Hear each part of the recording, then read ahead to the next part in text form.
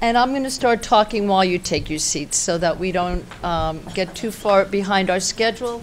Let me introduce myself. My name is Madeline Zellen, and I am currently acting director of the Weatherhead East Asian Institute. The mission of the Weatherhead East Asian Institute since its founding in 1949 has been directed both inward at training new generations of experts in the humanities, social sciences, and the professions at Columbia, but also outward to enhance understanding of East Asia in the wider community, including the global community, and also working with teachers and others around the country in trying to make better understanding of East Asia possible.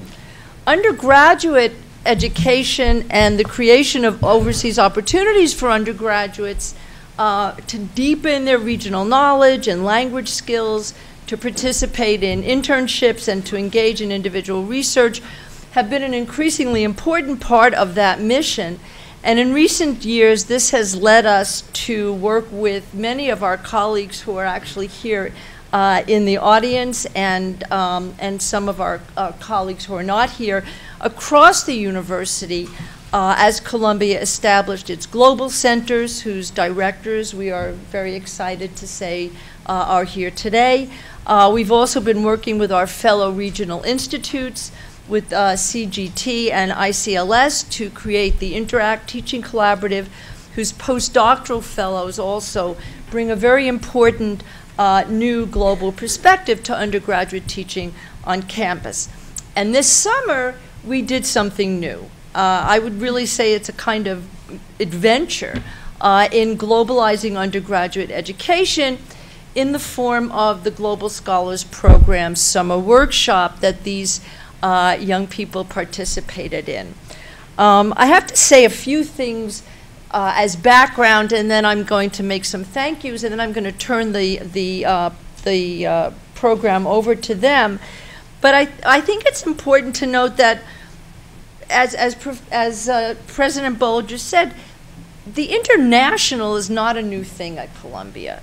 Scholars, especially those of us who work on parts of the world other than the United States, have been incorporating a kind of globality in their work for a very long time. And you see a lot of that coming out in the kinds of things that our students are talking about when they go out into the world and look for projects. So we've taken methods developed for the study of one place and applied them to another place. We apply comparative frameworks to multiple sites. We read place A through the eyes of place B. We look for things that are unique to help us better understand those aspects of the human experience that we share. And we are going to keep doing these things no matter what happens with the internet and everything else, because these are at the very foundation of what education is about. We also continue to believe in the importance of sending students abroad to deepen their language skills, to develop specialized regional knowledge, and so on. But if this is the only thing that we do, we will undoubtedly continue to be the leaders, amongst the leaders in international studies that we have been for some time, but we're not really going to be globalizing education. For this, we've come to conclude we need to develop new ways to enable students to have the opportunity to engage with the world in diverse settings. And we've seen some of that already in the wonderful presentations of the Paris program.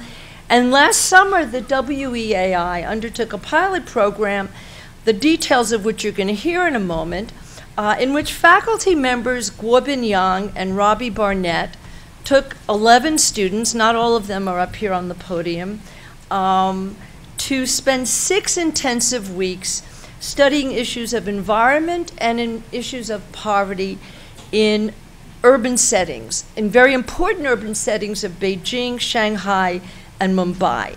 As an academic program, the workshop provided these students with a highly sophisticated, multi-site social science field research experience, which I hope you'll hear about. But what really excited me as a teacher was the opportunities that this combination of rigorous research in 2 different parts of the world, provided these students with an opportunity to engage, and I think the word engage is really important here, to engage in a different kind of learning. One that's really based on encounter with the varied actors who both experience and attempt to influence the conditions of life on the ground in multiple global settings. One could say that the everyday of the people that our students encountered in China and in India, in one sense, challenged them to bring specificity to a lot of the generalizations and theories that we're so good at teaching them, but also provided a very vivid experience of the impact that different backgrounds, different cultures, different education, different life experiences, different institutional interests have on our interpretive positions, because they were meeting people with all those different things. The fact that this was a group experience, I think, was extremely important to us, providing a unified focus, but also giving them an opportunity to constantly engage in feedback and critique amongst themselves.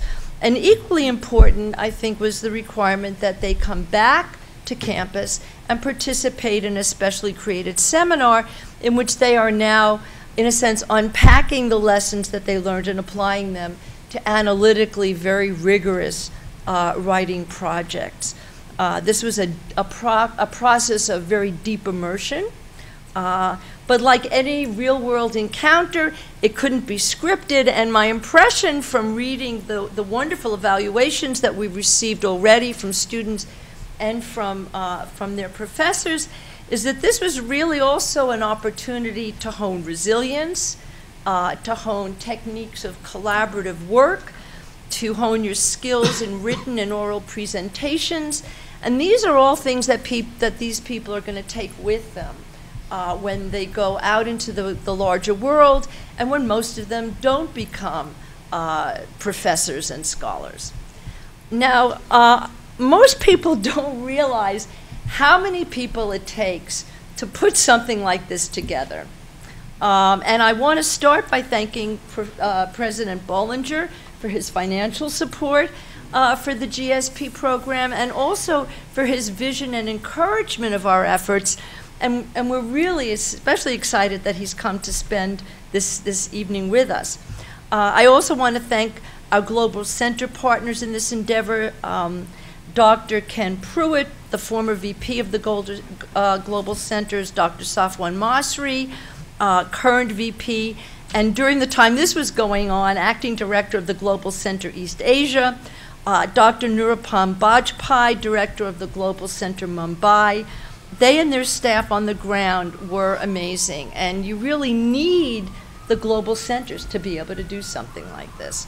And I think that it really taught us that the global centers are going to be a major force in how we reconfigure global education. On campus, I also want to thank Michael Pippinger, Dean of Undergraduate Global Programs, and Associate Dean Fei Zhu. They shared with us extensive experience and expertise in how you carry out an overseas program. They helped keep us focused, because like we're just excited, you know, and they helped us keep our students safe, which was really important under sometimes very challenging circumstances in the field. And we're also grateful that they're continuing to work with us as we evaluate lessons learned and devise ways to make next year's program as successful as possible. I also want to thank faculty of the South Asian Institute, especially Anu Rao and Geeta Mehta, who worked with our students, who helped us develop our syllabi. The dean's offices at Columbia College, at CEAS, at GS, at Barnard were amazingly supportive and gave us very interesting and important critical feedback. And I want to thank Hazel May for helping us shepherd the syllabi through the COI and the IRB process. IRB is, most of you don't know what that's all about. And I also want to extend my personal thanks to the extraordinary staff at the WEAI, who are amongst the best people I've worked with in an institution, for overseeing the execution of this project at every stage, in every minute detail. I want to thank Provost John Coatsworth, who sends his regards to us, even though he couldn't be here, and Executive Vice President for the Arts and Sciences, Nick Dirks, who you're going to hear from in a minute. And I also want to take a moment to thank our donor, Al Weatherhead, and his wife, Celia. Al is no longer with us, but we never could have done all these things without the support that they gave us. For those of you who find the presentations you're about to hear interesting, exciting, I want to say that we're happy to tell you that we're planning to do it again this coming summer.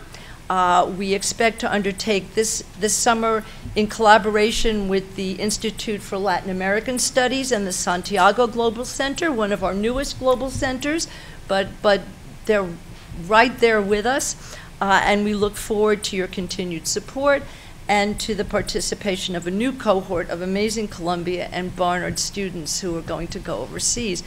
Now I want to turn the mic over to, is Robbie up here with you guys? I can't see. Oh, there you are. To Robert Barnett, and who is I guess I would define you as a contemporary cultural historian. That's what I've decided you are. But is also the head of our Modern Tibetan Studies program, so you can see how far and wide we wander in our explorations of the globe, and you will lead the students.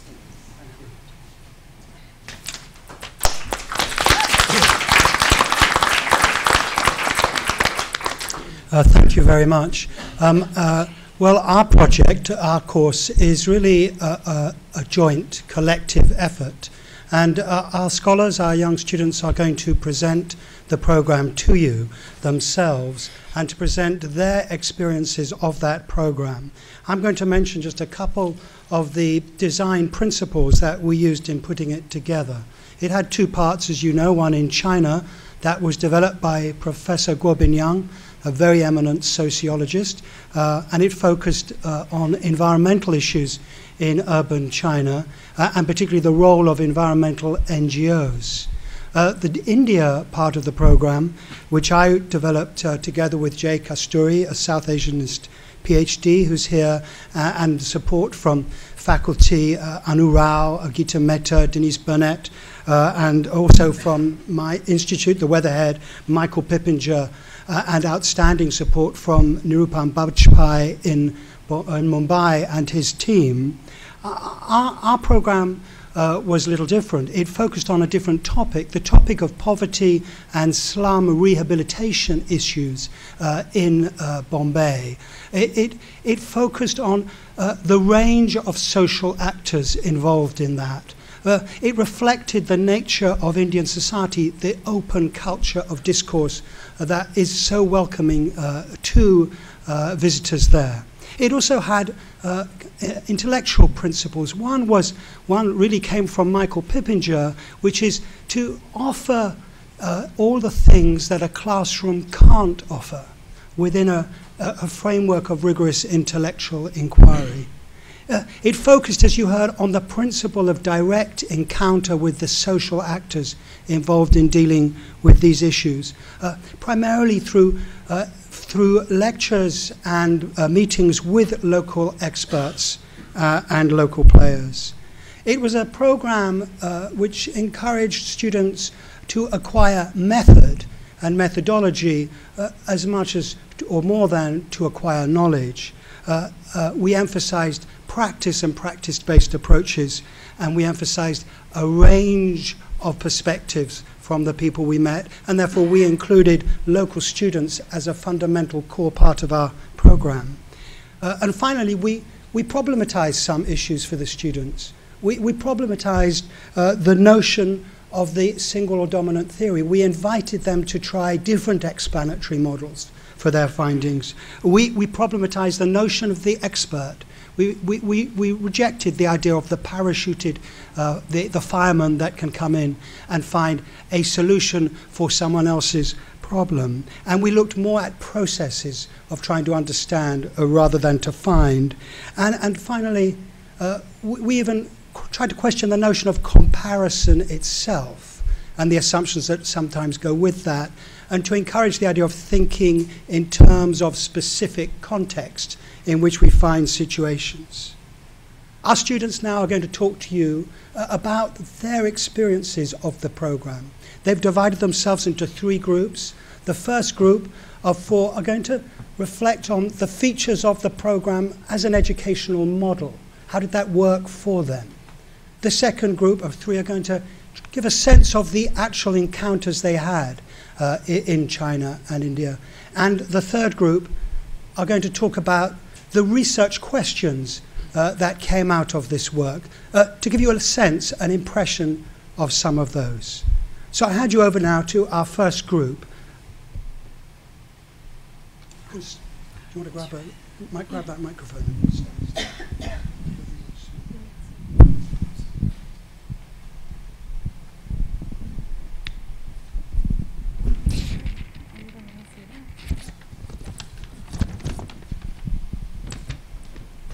Hello, everyone. My name is Stephanie Zhang, and as Professor Barnett mentioned, I will begin our discussion about the Global Scholar Program Asia's educational model. I'll never forget the first NGO we met with in India. After their presentation, we sat around the conference table in an over-air-conditioned meeting room at the Mumbai Global Center, eating the still curious foods from the tiffins perched upon our laps. As the room began to buzz with small talk, Professor Barnett, who was sitting to my left, sidled towards me on his rolling chair and asked me in a very serious whisper, "What did you think about that? Who do you think their enemies are?" Luckily, I was able to resist my initial urge, which was also to laugh. And I tried to consider the question as seriously as I could. I found myself completely unable to respond. I was stunned by the immediate question, who do you think their enemies are? And further puzzled by a larger unfamiliarity with the situation at hand. Why did this professor seem to care about my opinion? As undergrads, we spend a lot of time riddled by academic insecurity. In freshman and sophomore years, the Corps provides small classroom interactions with professors who come to intimately know their students' early college goals, academic or otherwise. After that, a lot of us are left as fish out of water. We either figure out how to construct our own academic networks from the ground up, or we don't. The group nature of this project combined with an emphasis on learning over having learned meant that we had to navigate and re-navigate the events of our field experiences together, sharing earnest and engaging conversations like that first unexpected one with Professor Barnett. In turn, communicating openly over the course of our research reinforced an academic network based on intellectual honesty, curiosity, and care, something I considered an all but lost cause since freshman and sophomore years. Certainly, this isn't the only way students can build meaningful academic relationships. But for me, this collective research experience provided the necessary backdrop to forge those important intellectual bonds. In trying to distill the advantages and disadvantages of the Global Scholar Program Asia's educational model or methodology, we realized that we were all drawn to different facets of the program structure, or conversely, we're drawn to the same facets for very different reasons. Now, a few of my peers will discuss their own personal experiences with the course.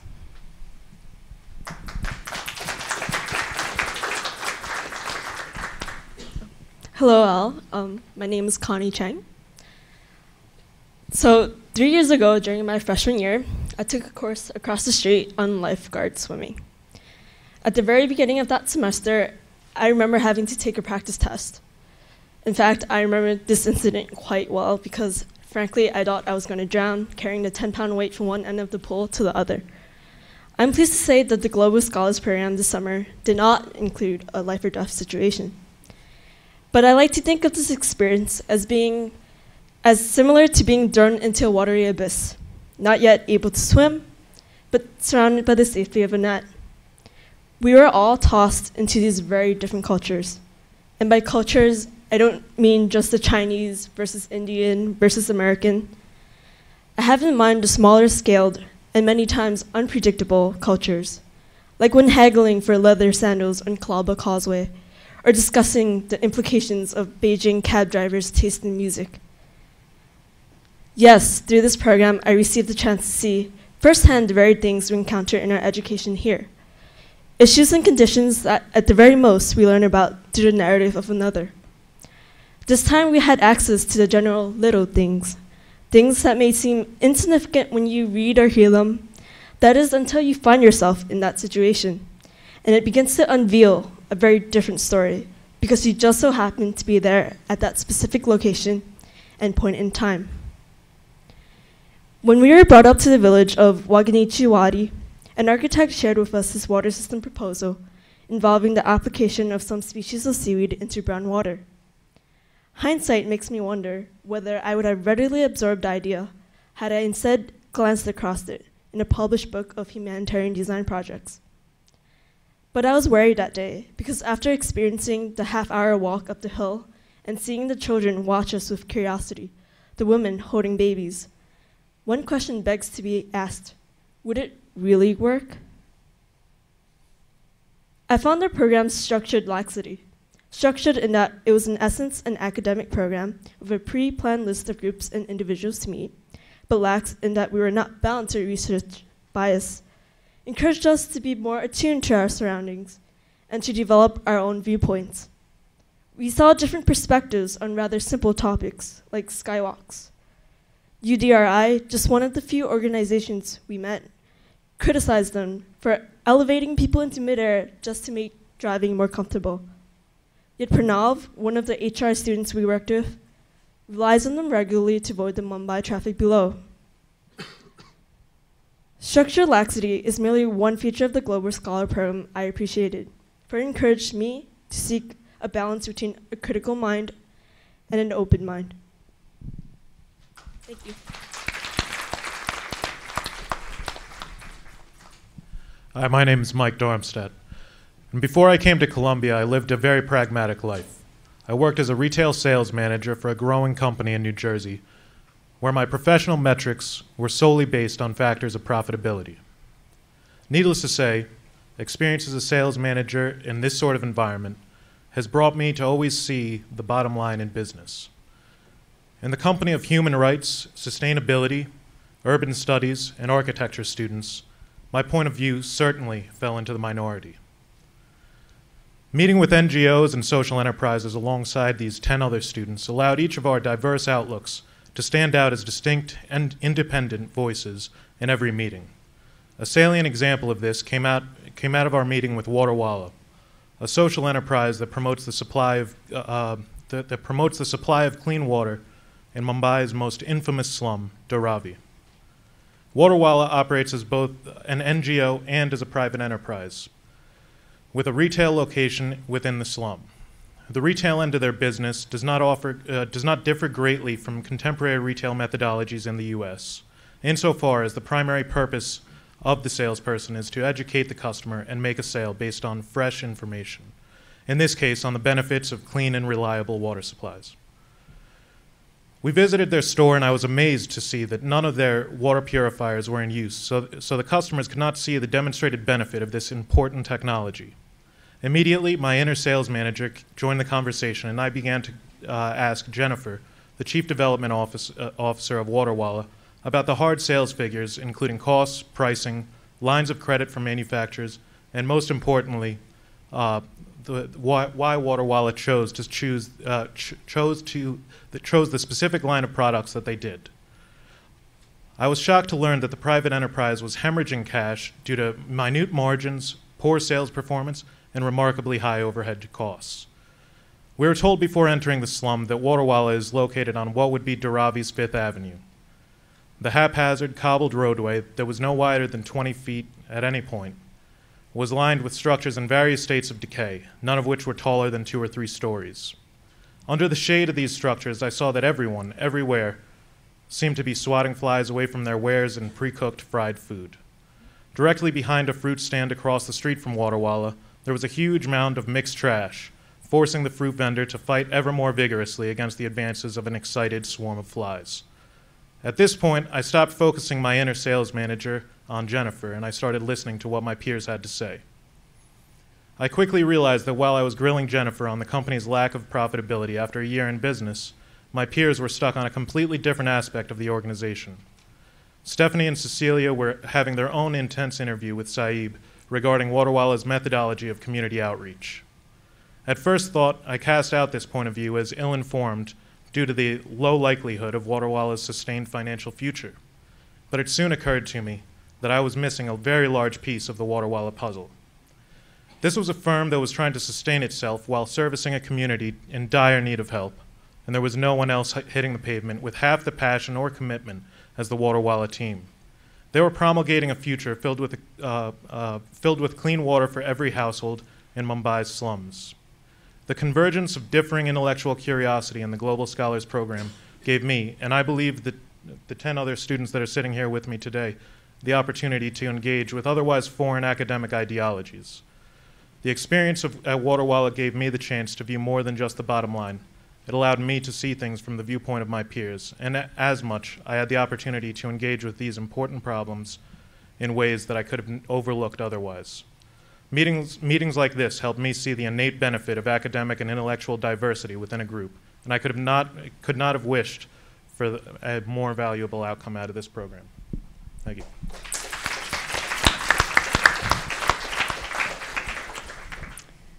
I'm Grace Vickers, and it's been incredibly important to me as an undergraduate, as I plan my academic and professional futures, to have had this experience of deeply thinking about what it means to engage in research. My 2 years at Columbia have, on the one hand, greatly expanded the opportunities that I now know are possible, but on the other hand has often left me completely lost as to how to take advantage of those opportunities. Wanting to attend graduate school in the future, I know that at that time I will also be asked to design and implement my own research proposals and carry them out. And now that I've taken the time as an undergraduate to not only acquire the practical skills that I'll need, but an understanding of the methods and activity of research itself, I feel confident and prepared for my academic future beyond my undergraduate education. That GSP has no formal research experience prerequisite helped to make this experience possible. That no one in our group came into the program thoroughly set in his or her ways, but instead open to learning about and exploring new ideas and methods of research, created the intellectual space necessary in which to reflect on those methods and their consequences. For example, in India, we met with several different groups active in slum redevelopment. And as was made clear in our readings and through our visits with them, people have been studying Indian slums for decades, both from within and outside the city of Mumbai and India. Before the program, I was confused as to what I would be able to contribute to this conversation, and I was concerned that my presence as a researcher was illegitimate. Though I still struggle with these concerns, our visits to 2 of the best-known groups working in slums, Pukar and Spark, have helped me begin to see ways of overcoming that. These organizations are able to collect the data and produce the results that they do because they've developed ties with the communities in which they work. That their relationship to the people and spaces they study is less defined as a difference between insider and outsider, as much as it is the difference between taking from and giving back to communities. As members of the educated elite, the leaders of both Spark and Pukar are in many ways outsiders themselves, but by providing avenues in which to empower community members to be the ones engaging in research, specifically through the Youth Research Fellowship Program at Pukar, the organizations have found other means of legitimizing their work. It's a dynamic that I don't think I would have begun understanding had I simply been reading about it. And keeping it in mind will certainly make the future research that I undertake, especially this semester, far more productive. As our individual sources have highlighted, certain components of the program's design, whether the close academic relationships it fosters, its structured laxity, the convergence of academic disciplines and perspectives that it allows, or the opportunity to engage with different research methodologies, has shaped our personal and collective experiences as both students and researchers. Thank you very much.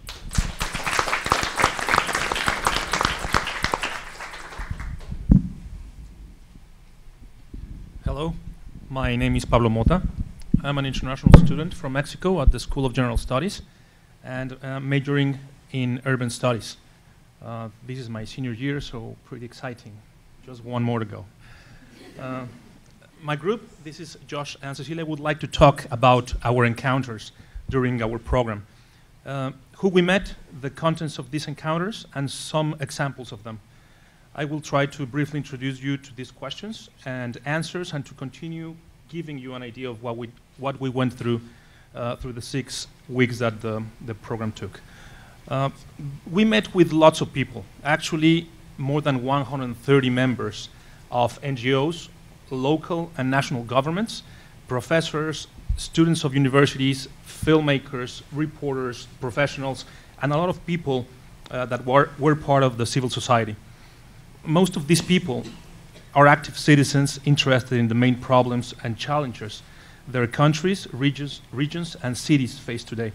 They are analyzing and observing ingrained and deep-rooted problems that affect children, immigrants, workers, women, disadvantaged communities, the poor, and the dispossessed. In these encounters, 3 major things stand out.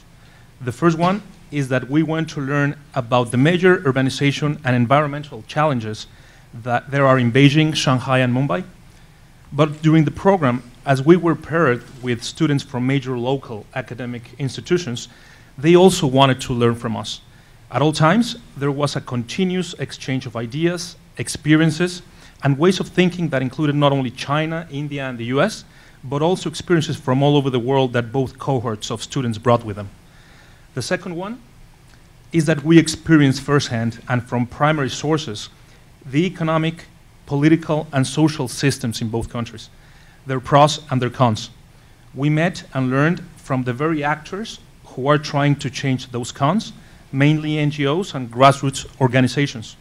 In our meetings, we sat down with key people making change happen, notwithstanding the many adversities they faced. The third one, and no less important point, relates to what President Bollinger just said minutes ago. In this trip, we discovered what we don't know, which is a lot, by the way. In Columbia, let me explain. In Columbia tradition, we were given a big bunch of pre-departure readings. And we were required to continue reading endless articles along the trip, no matter how busy the agendas of each day were.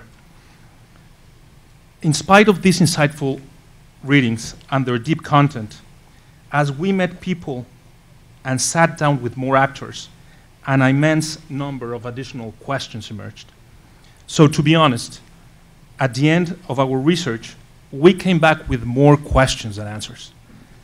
But I think that is exactly what these type of programs are aiming at, to scratch at the surface of some of the main issues of society, to spark our interest, the undergraduates' interest, and make us dig deeper on them as we research during our time at Columbia. That is already happening as some of us are trying to write our thesis for this senior year, and the capstone seminar is also trying to aim at that. So that's basically what we went through, and now I turn it to Josh to go over the academic part of it. Thank you.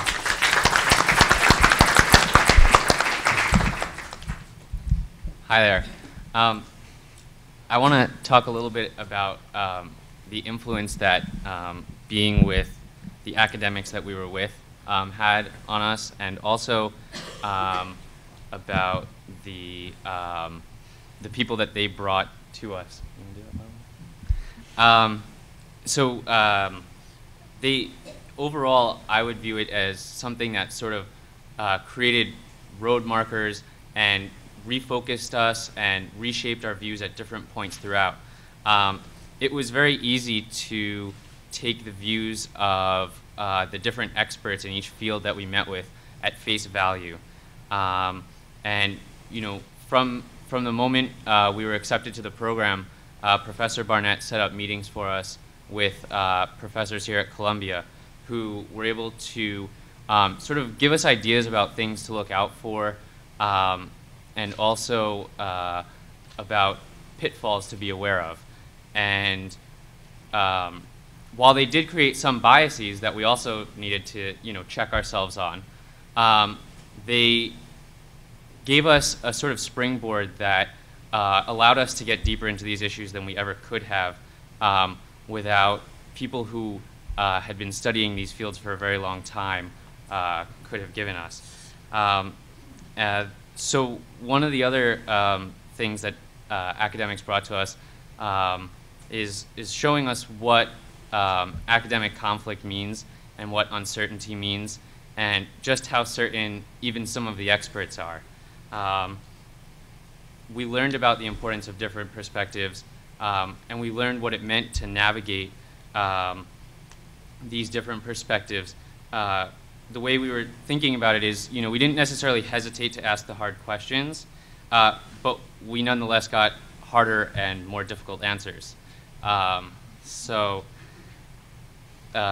one instance, we visited an institution called the Tata Institute of Social Sciences for a talk on religion and caste-based social exclusion in India. And we got to witness firsthand how people who we assumed were the experts on caste-based exclusion in India sort of go head-to-head with our TA on the program. And we witnessed an extremely heated debate between a number of people sort of supervising the program with us. And it, at least for me at that point, made a lot of things come crumbling down, because we had known that we needed to question people, but the academics were some of the people we took most seriously, and really believed that these people were able to chart some paths for us that made it a little easier. And then things came crumbling down once again.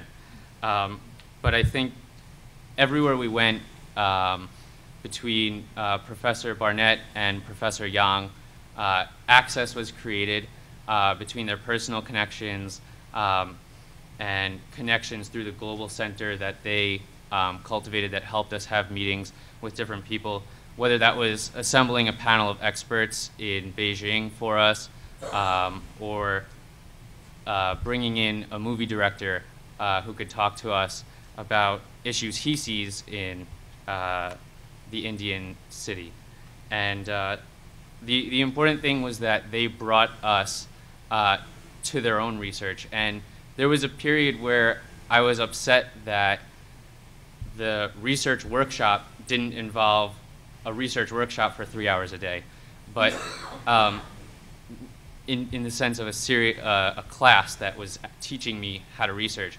But what I quickly learned was that the research workshop was being in the room with people who do research for a living and very well, and having them take our work seriously and lead us down a path of doing serious research with them.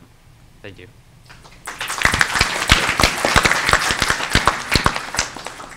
Hi, my name is Cecilia. I'm also an urban studies senior, so this was a really exciting trip.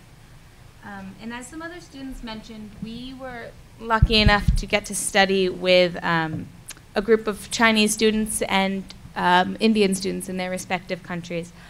And I think we enjoyed getting to know these students on a personal level, getting dragged home to their houses and going out to karaoke. But I think also, importantly, what we were able to learn about their academic and community and political engagement was, on a research level, very as valuable as some of our more formally arranged research interviews or meetings. So I think what a lot of us were able to observe through our interactions with our peers is a really big difference between how say, Chinese students and Indian students interacted with us and interacted with our subject matter in the classroom, or when we'd have discussions about what we were doing that day, or at our field sites. And we saw some Indian students really, really engaging and fighting the political narrative and trying to create these changes in their communities, while we had a much harder time coaxing conversations out of our Chinese counterparts. And there was a lot more hesitancy and reticence on their part to talk about a lot of things. And I think kind of our time with these students brought up a lot of really important questions, like how the political infrastructure of a country really affects the extent to which you can engage with people, with your research subjects, if that's what you want to call them, but also just who you're with. And also how political and cultural norms are kind of influencing the extent to which an academic dialogue you have is viable, or even what information you consider viable, or data or research. So by the end of the trip, we had eaten a lot of strange and spicy food and explored some parts of Beijing and Shanghai that I don't think we would have on our own.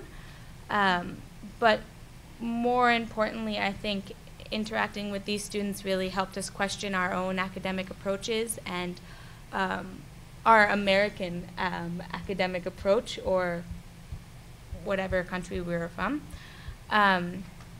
And there was a lot of, kind of like Pablo said, a lot of questions that we came away with, and I think we also came away with a lot of questions we didn't ask, and this is an exciting thing for all of us that I don't think we realize. So.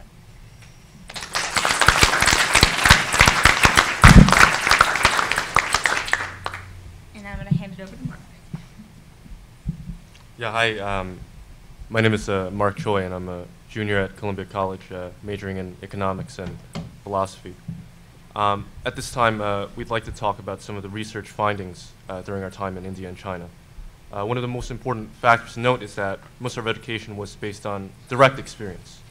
As some of my other fellow global scholars have mentioned, we were able to learn deeply about globalization and urbanization in India and China. Sorry if you couldn't hear. From firsthand exposure to the issues at hand. For example, we had ample opportunity to visit the illegal dwellings of migrant populations in both countries. And this is an incredibly real testament to the injustices and inequalities of rapid urbanization. In China, not only did we read about the issues of air pollution in Beijing, but we got to experience it ourselves through days of incredible smog, where it would be impossible to see past just a few hundred feet. And on the lack of the most basic public services and infrastructure in India, we were able to experience this firsthand as well. We visited and met the residents of the Dharavi slums. We felt the bumps and bruises of deprived roads, and we even got to experience the poor conditions of sanitation and the public water supply, because all 10 of us students standing here today were ill in bed for at least a portion of our trip. We all fought days of fever and stomach viruses. And actually, only one person didn't get ill, and that's our Superman Pablo right here. And so whether we were all incredibly ill, or walking through the Mumbai slums, or even walking through the slums while we were ill, first-hand exposure and analysis is certainly what working in the field is all about. Theoretical models, data, and proposed solutions based on our readings merely served as a complementary source.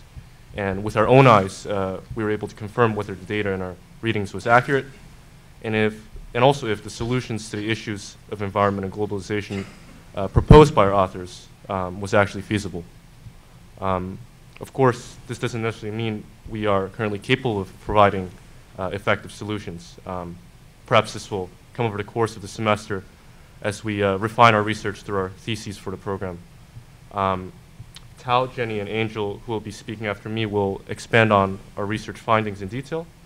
They will speak more of exactly how our direct experiences were able to complement or refute some of our scholarly stances on modern India and China. Tal will speak briefly on the issues of migrant populations and education, Jenny will speak about urban and public space. And last but not least, Angel will conclude our presentation with some thoughts on the wider implications of globalization, sustainability, as well as the post-imperial legacies of both nations. Thank you so much.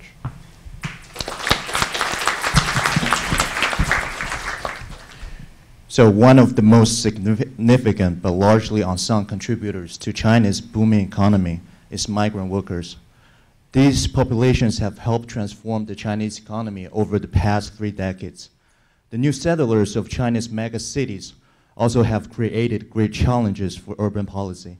Shanghai has 23 million people, 9 million of which are migrant population. And among the 7.5 million people aged between 20 and 34, 60% of them are migrants. We have a conversation with an informal recycling worker in Beijing during a conversation with NGO Green Beagle. He told us that the registration system, or hukou, is the major factor which prevented his waste recycling business from receiving any protection of the law. The business, which he had for over 15 years, was eventually shut down by the government. During his decades of struggle in the city, he only got to see his children and wife during the Chinese New Year holiday, which is the common situation millions of migrant families face. In addition to the immediate issues of the relocated population, such as income inequality, living condition, health issues, etc., we found ample reasons to pay close attention to the children of the migrants. There are 390,000 children under the age of 6 who are officially classified as migrants in Shanghai. In China's registration system, children born into migrant families follow their parents' rural status, regardless of where they were born or currently live. They face serious challenges of social mobility as they are barred from attending local high schools. The privately run schools in Beijing for migrant children are often ill-funded and often face demolition or suspension because the government doesn't give out permits to these schools. Similar to Beijing and Shanghai, Mumbai gets 20,000 new migrants from rural parts of India daily. However, different from the dominating working age migrant model of China, Indian migrants tend to bring their families, including the elderly and the young. These arrivals usually settle in slums or arrival cities around Mumbai, where they can find jobs and residence through their connections back in their villages. In Dharavi, one of the biggest slums in the world, the migrants can get their first jobs in tanning shops and plastic recycling factories, and then earn a space in the surrounding informal structures. The more fortunate of these slum dwellers will manage to send their children to private English teaching schools. For those new settlers, they can only bring their children to their jobs, such as construction sites. In Mumbai, there are 50,000 children living in construction sites, and one NGO we visited, Mumbai Mobile Crashes, strives to provide basic education for their children, including a preschool and a bridge course to facilitate older children entering local schools. These direct contacts helped me understand the information I read for our course readings and added new dimensions to abstract issues. Thank you. Hello, everybody. My name is Jenny Han, and I'm studying economics and philosophy. So one main focus during the trip was on the different manifestations of urbanization in Beijing, Shanghai, and Mumbai. We wanted to examine the urban form being impacted by globalization. Is this better? So what are life, living, and labor like, and how are they visible in space? In order to be a skilled knowledge gatherer while being sensitive to subtle social, gender, and class differences, we moved beyond the traditional methodology of participatory standard narrative research. We could not completely avoid being urban voyeurs, but we still tried our best to use informal ways of looking at power and politics by examining the city spatially. Our research in Beijing and Shanghai centered on environmental NGOs, so I can only speak on behalf of the NGOs that we encountered. And with an exception of very well-recognized international environmental NGO called Greenpeace, the offices of NGOs were, for the most part, located in low-story buildings with walk-up stairs, modest office space, and plain furniture. The first NGO that we visited didn't even have a signage posted in the building, so it was almost impossible to find. On the other hand, government-organized, non-governmental organization, as you can tell by its name, are set up by the Chinese government with a propagandist agenda. And these offices were located in high-story modern buildings with very advanced technology and water fountains, exhibition rooms, flamboyant lobbies, and colorfully woven carpets. And I think that sizes and volumes relate to function and indirectly tell us about society. An examination of the simple spatial orientation of the NGOs and gongos reflects the carefully regulated display of power and control of space in the Chinese government. Now, moving on to Mumbai, I did not observe this kind of meticulous planning and construction of the city, and perhaps it may be more apt to convey my experience of the city using literary devices, which is how they were presented to us. Mumbai is a city of contradictions. It's a city of heaven and hell. Ambani's 27-floor personal home that is worth $2 billion and is maintained by 600 full-time staff towers over Dharavi, which is Asia's biggest slum that extends over 1.75 kilometers. Rows of five-star exclusive hotels line up along Marine Drive, which is also an open dumping ground for everybody in Mumbai. Migrant workers and their children find shelter in construction sites under buildings, while new buildings are being built. Mumbai is a city of creative destruction and a work in progress, as in the words of Professor Rao. It is a city that is evolving organically, influenced by multiple internal factors, where the visibility of contradictions are readily available to us. The spatial examination of the three cities, finally, was only one methodology of many that we used during the trip. One important methodological insight I gained was that so many of these urban issues and themes are not discrete topics, but rather they're very subtly linked to each other. We cannot talk about space without addressing the issues of policymaking, city planning, migration, inequality, poverty, and rehabilitation. Thank you.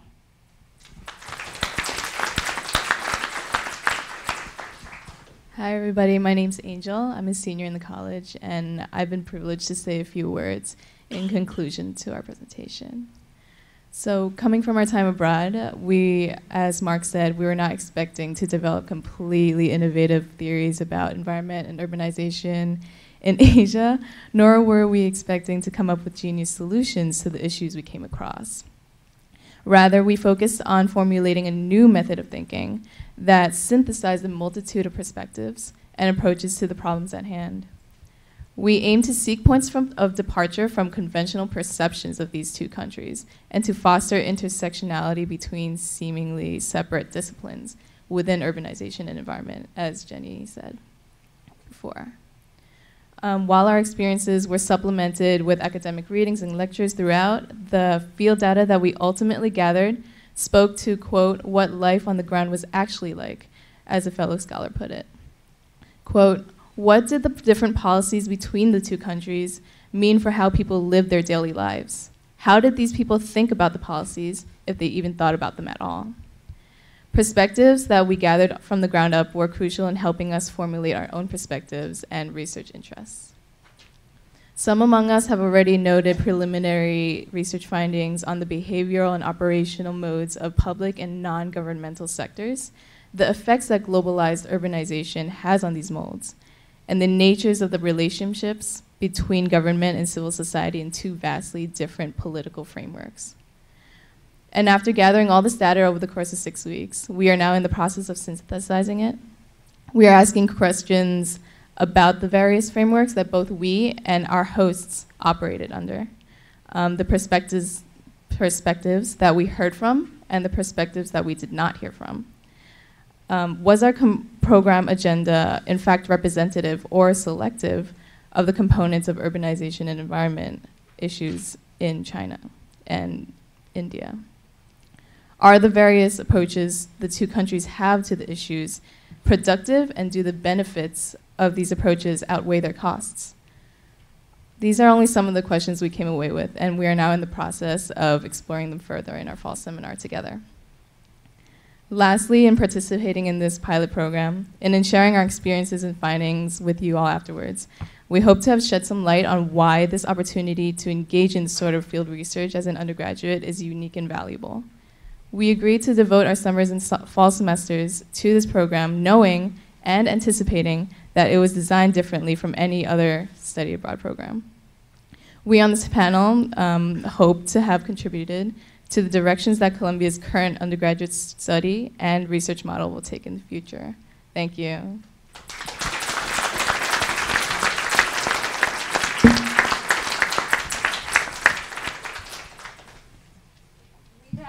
We now have comments from two people who have already been introduced to you.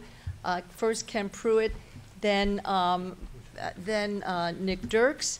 And if there's any time left, which I'm kind of doubting, we'll have a couple of questions. But otherwise, I think this is going to be an ongoing conversation. So let me just thank the students. You guys are great. I want to like hug you. Well, that was remarkable. I learned three things.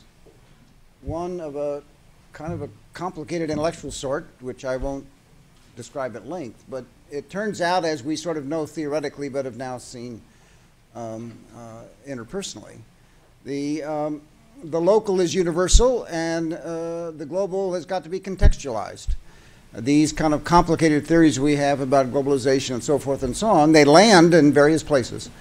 And what we've heard from these remarkable students are where they saw that happening. The second thing I learned of a more programmatic sort is a lot of experiential learning can happen in just a few weeks if things are well put together and well implemented. It's a big if, but nevertheless, we don't need endless amount of time to make sure that students have a fundamentally transforming experience. Third, I didn't quite learn it, but I kind of suspect it, that when it's not 20, but 200 or 2,000 Columbia University undergraduates who've had this experience, Columbia will be a global university no matter what we think we want. It just will be, because they will come back and they will make demands on what they are taught and how they are taught. So I guess my final comment is really to the 20 or so students, and indeed maybe to everyone in the room. We are in a minority with respect to this issue, with respect to what we're learning from this day. And you have really got to help us create the majority. And that means two things, three things, half a dozen things. It means that you've got to say to your fellow students, you don't get it, you weren't there. Let me tell you what it's really like to watch migrant workers, what it's really to watch transactions, interactions.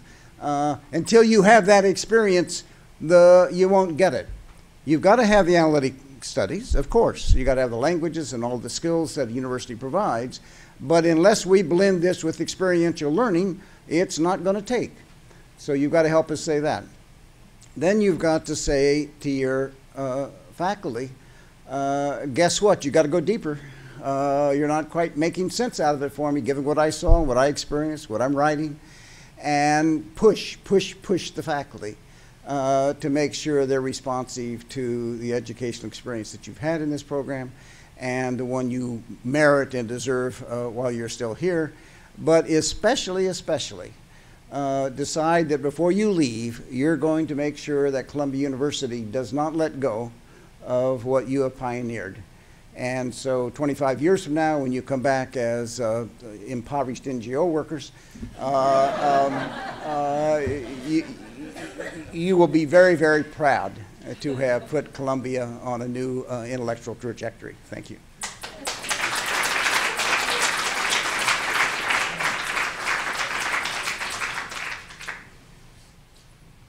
I want to join Ken in saying I learned a lot of things this afternoon. Most of all, I've learned that these extraordinary accounts that you've given us have vindicated our faith both in students and in a new idea of what a global university might actually mean. And I therefore want to join my colleagues in thanking and congratulating you and indeed everyone who made your experiences possible for moving us really into a very new kind of moment, and a very exciting moment, and one which, as Ken says, in 25 years we might actually be able to understand better than we can today. We, as Professor Zellen said, at Columbia have a very international university with a long and distinguished history of international studies. We are meeting here with the emblem of the School of International and Public Affairs draping behind us, and with the names of 2 regional institutes that have been instrumental in making these experiences possible. And those of you who have been around here for a while may know, but not all of you may, that the School of International and Public Affairs began as the School of International Affairs right after World War II, and it was effectively built out of the regional institutes that themselves came out of the experience of the United States in World War II. But it was a reflection in large part of that moment that the way international studies developed was towards developing graduate and professional education and towards the specialized kinds of scholarship that led to the production of scholars like many of us who are involved in this, but who nevertheless had very different kinds of experiences, not all of them preparing us fully to grasp the meaning of this evening's event. I, as a young person, had an opportunity to go to South Asia because my father was a professor, not of anything outside North America, but through the Fulbright program, which was a wonderful early example of a program that really changed a lot of people's lives. I think it even changed your life, Lee, right? It was a different program, but okay. But the point of this is that when a senator from Arkansas developed a program and got it passed through Congress, I don't think he fully understood the implications of that. For me, it was simply a time when I was 12 years old to go away for a year, which meant that when I went to college, I wanted to go back to India to learn something about this place that had struck me as so extraordinary, and which now has struck those of you who are in Mumbai as so extraordinary through my own experience of it.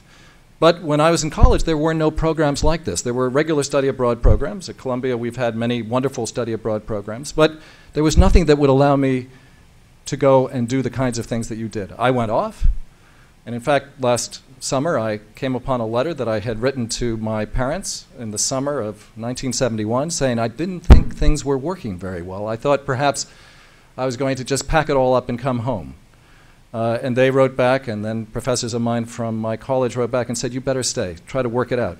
It was very hard. It was a wonderful experience in the end, but I have been listening to you also with envy for the kind of help you've had in making these experiences possible, in organizing for you the serendipity, but nevertheless the structured serendipity. And there are lots of people behind this, of course, that made these experiences possible. We at Columbia will continue to do international studies the way we've done it for many years. We'll continue to do study abroad the way we've done it for years. But we now know, through this evening's set of accounts, that we can do something fundamentally different.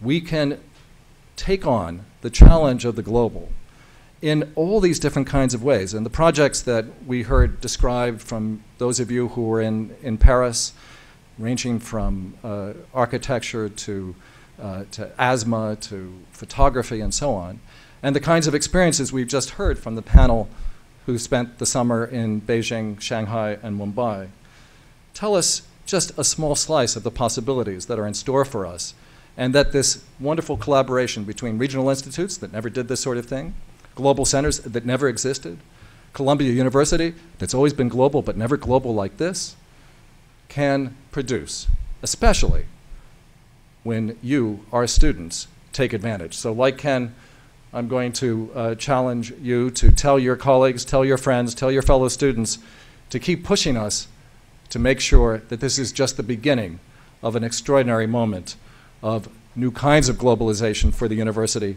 and indeed for all of us. Thank you, everyone who's been involved in this. Thank you very much.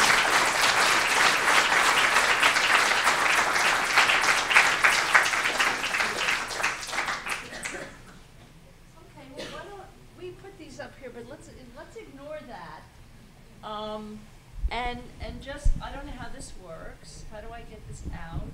Where are my global scholars? Yeah.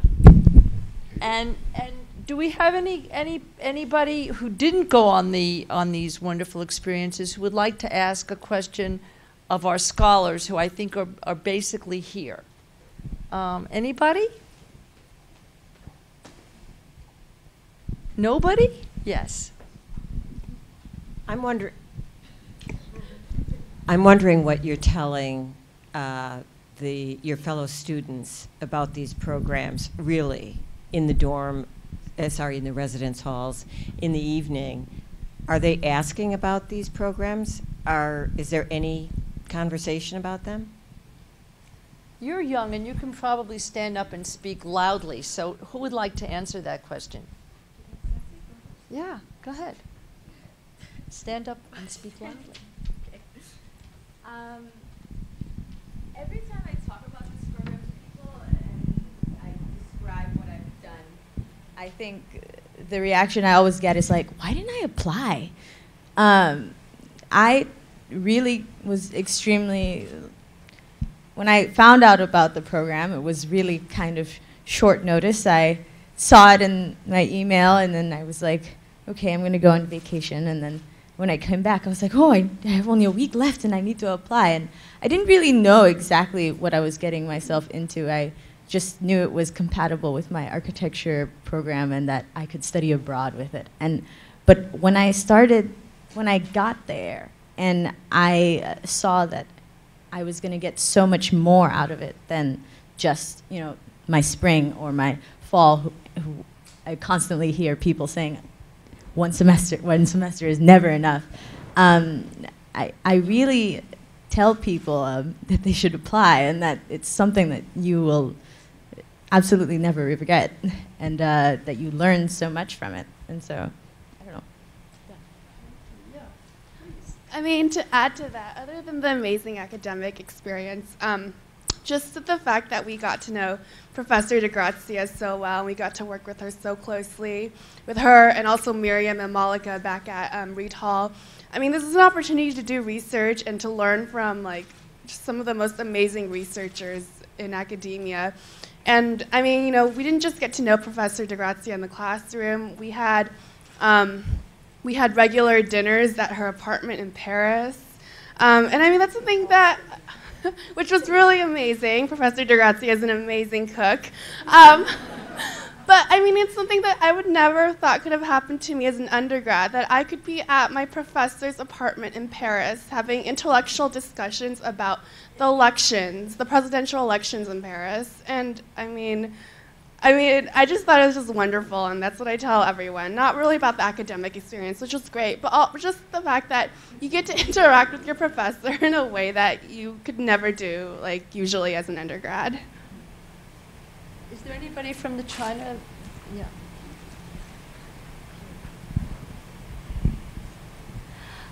So I'm a senior, and before this trip, I think I had a lot of ideas about writing a thesis and about kind of a lot of what Stephanie mentioned about what my academic experience here had been. And I know a lot of other juniors and seniors that I study with have kind of struggled with the same thing.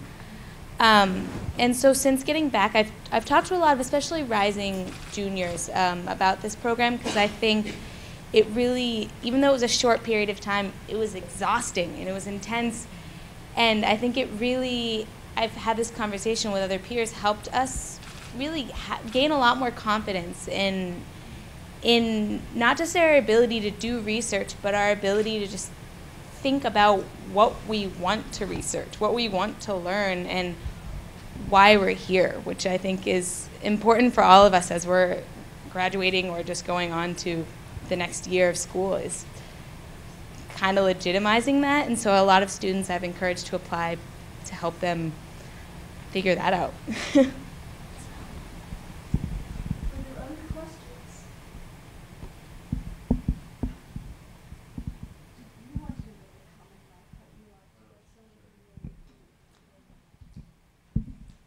Well, what I often speak about is the rigor of the program, because when we were there, I felt like, you know, we were really pretty much at a master's level, you know, course. It wasn't a study abroad. I think often what people associate, particularly with study abroad programs in Europe, that they're sort of vacation programs. There's a romantic notion, especially about being in Europe. But I think what this program does really well is sort of show the diffuse, maybe more oblique ways that inequalities still exist across Europe, and I think that's what really differentiates it from other programs abroad, especially in Europe. Well, I think maybe if there are no more questions, Myron has a question. Who's the real director? Well, I suppose I'm on leave, but here I am. It's more of a request to the student participants in both programs. Please keep in touch with us, yes. and let us have your feedback in the sense of, as we continue to develop the program, any problems, any logistical issues, technical issues, because I'm coming back in January and I really want to hear from you then. I'm sure Maddie will be hearing from you before then. But anyway, I want to encourage all of you in both programs to keep open lines of communication with us, because your input will be as important as anybody else's, since it's based on real lived experiences. Thanks. Let me also say that, I mean, you're the first groups, but whenever we do something like this, and there's a kind of sense of group identity developed, you want to stay in touch with us so that you can also connect with the students who go the next time and the next time after that.